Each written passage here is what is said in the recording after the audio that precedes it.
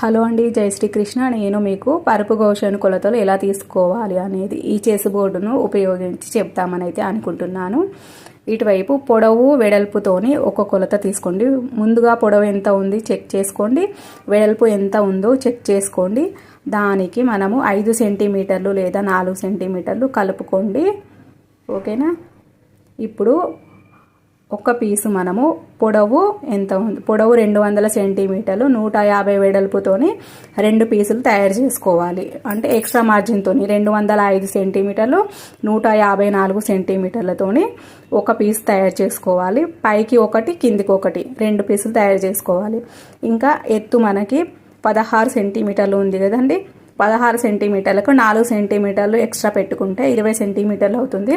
20 సెంటీమీటర్లు మరియు చుట్టుకొలత ఎంత ఉంది, ఫస్ట్ ఈ 2 పీసులు తయారు చేసుకున్న తర్వాత ఎంత కొలత అయితే ఉందో అంత